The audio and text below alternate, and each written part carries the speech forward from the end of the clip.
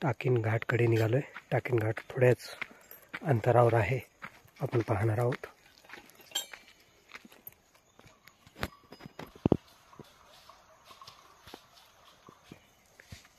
टाकिन घाट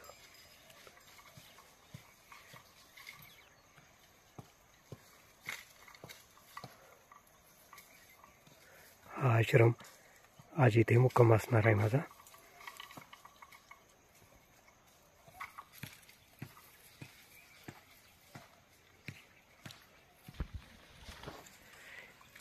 या गायींचं प्रमाण खूप मोठ्या प्रमाणात आहे इथं।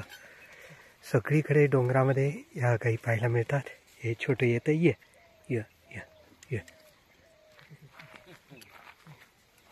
अतिशय गोड वासरं गायी मैया पाहत आहेत सगळे, आणि अत्यंत डॅशिंग असतं बरं काय, म्हणजे हात लावू देत नाही तो वासरांना वगैरे। जंगलात राहावं लागतं ना त्यांना, त्यामुळे ते अत्यंत सावध असतात, कोणत्याही प्राण्याला जवळ येऊ देत नाहीत। आणि इथे कोल्ह्यांचं प्रमाण खूप मोठ्या प्रमाणामध्ये असल्यामुळे त्यांना ते कडक राहावंच लागतं। हे आदिवासी समाज बंधू गाईचं गोमातेचं पालन करतात। हे लोक खूप मोठी कसलीही व्यवस्था नाही, काही नाही। उदरनिर्वाह जो आहे तो फक्त गाई आणि शेळ्या यांच्यावर यांचा उदरनिर्वाह असतो।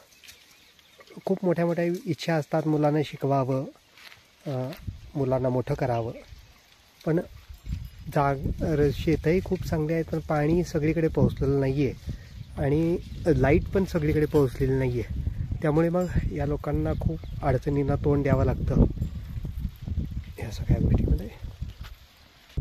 मयेच्या जवळ आपण पोहोचतोय। नमामि देवी नर्मदे, नमामि देवी नर्मदे।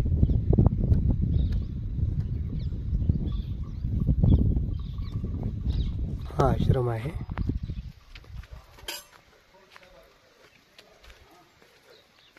आज इथे मुक्काम असणार आहे।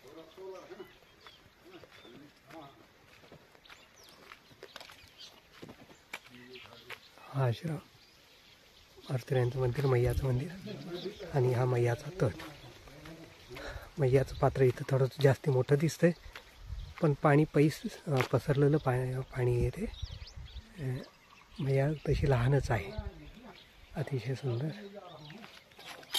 दृश्य आहे।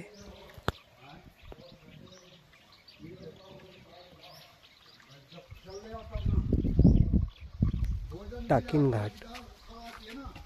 नर्मदे नर्मदे। जय जय रघुवीर समर्थ। जय जय राम श्रीराम, जय राम जय जय राम, श्रीराम जय राम जय जय राम।